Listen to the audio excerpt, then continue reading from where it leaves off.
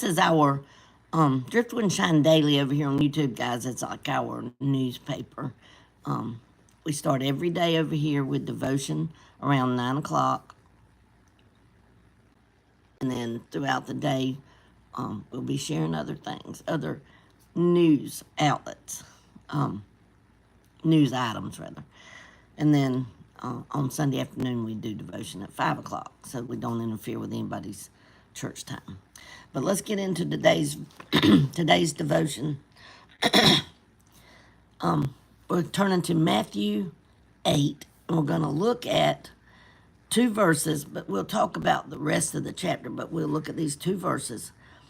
It says, and when he was come to the other side into the country of Gergesenes, Gergesenes, there met him 2 possessed with devils, coming out of the tombs, exceeding fierce, so that no man might pass by that way. And behold, they cried out, saying, what have we to do with thee, Jesus, thou Son of God? Art thou come hither to torment us before the time? Okay, one of the first things we're going to notice is that they knew Jesus. When they encountered him, when they saw him, they knew him. They called him by name, Jesus, Son of God. They knew him, guys. Then we're going to look at, and this is so true often of humans, people, says, and behold, they cried out, saying, what have we to do with thee, Jesus, thou Son of God? They recognized him, but then they had called out, what have we to do with thee? In other words, devils don't have anything to do with God. Jesus, I mean, they don't. They want to be as far away from him as they can, because that's why they left heaven, right? So they're saying to him, why are you messing with us? We don't have anything to do with you, you know? Then listen, then they said, art thou come hither to torment us before the time? They're saying, yeah, you're coming just to cause us trouble. Isn't that the way man acts sometimes? We're like, why are you showing up right now? I'm busy doing this, and I'm having a good time just being me. What are you here for? To mess with my life? To mess up things? That's how men are. Men don't want. Men that are not God's children. Guys, most of them don't want God. They don't want any Jesus. They don't want anything to do with him, because they're so-called happy just living their life, going about their time, just doing whatever they want to do.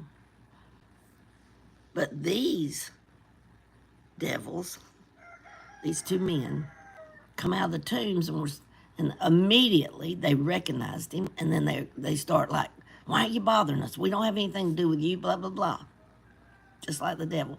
Then they, on into the chapter, what our devotion is the fact that they recognize God, or Jesus, God in human form, and they cried out to him, like, stay away from me, I don't want anything to do with you.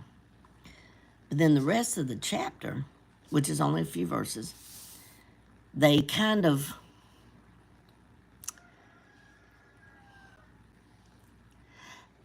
okay, this is what I'm on. Let's just read the rest of the chapter.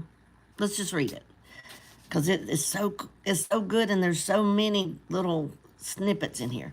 It says, and there was a good way off from them an herd of many swine feeding, and they did, some of the scholars say that it was like 2,000, like a lot of swine.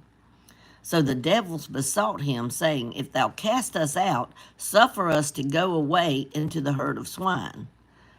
They already had their mind thinking, because they knew he was going to do something to them. He's not going to see the devil and then just walk away with nothing, right? So they knew.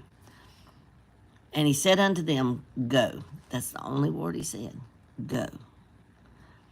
And when they were come out, they went into the herd of swine, and behold, the whole herd of swine ran violently down a steep place into the sea, and perished in the waters.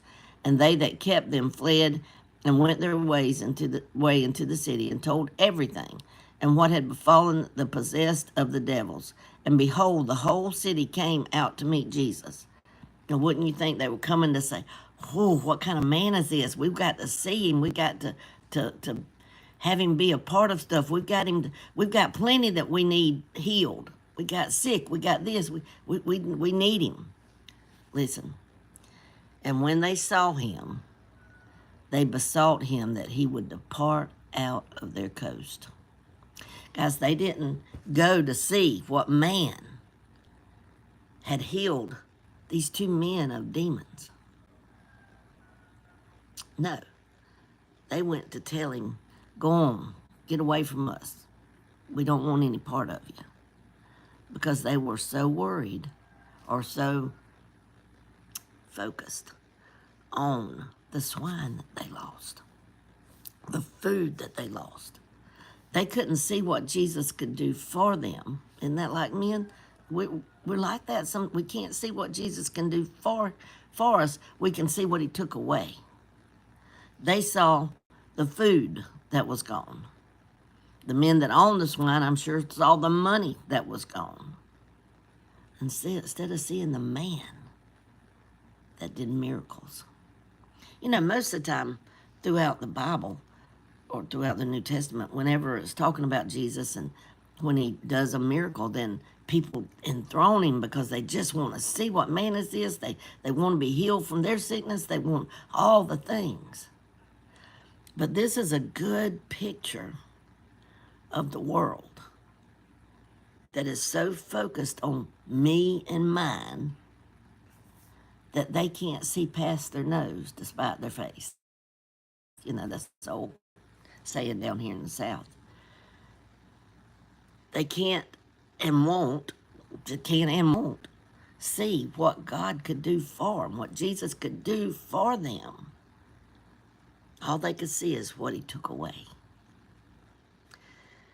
That brings up in my mind, I read a story one time about some man had been asked, or in an interview they